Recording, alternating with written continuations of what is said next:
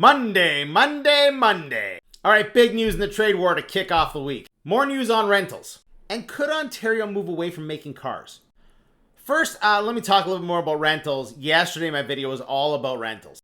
This morning, bidding wars infiltrate Montreal's rental market amid housing shortage. I said it yesterday. It makes no sense that we have a housing shortage and excessive amounts of empty housing at the same time.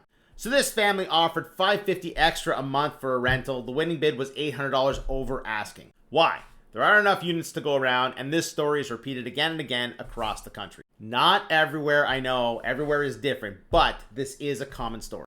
Dr. Mike Moffat asks, why are people buying up homes and renting them out? Yesterday I said we need to build fewer condominiums and more purpose-built rentals. Dr. Mike Moffat says the same thing. Canada didn't build rental housing for decades, then brought in 2 million renters without notice.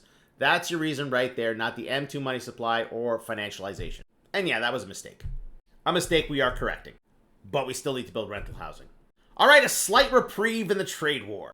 The US and China agreed to lower tariffs for 90 days. Where have I heard that before? So the US is going to reduce their tariffs from 145% to 30%, and China's going to reduce their tariffs to 10%. I'm going to say it again. This type of instability will have long-lasting effects. Anyway, because of the news, the US dollar is surging, stocks are surging, and oil is surging. See right there, that was this morning.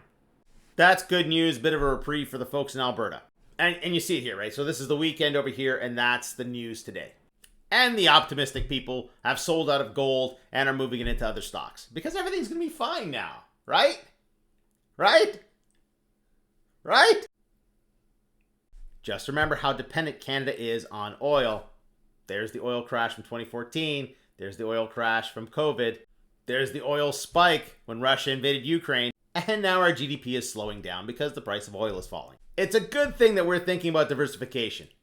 Speaking of diversification, there is more and more talk of Ontario getting out of the auto industry. Prepare for the end of Canadian auto manufacturing. And CTV asked, could Canada phase out the auto sector?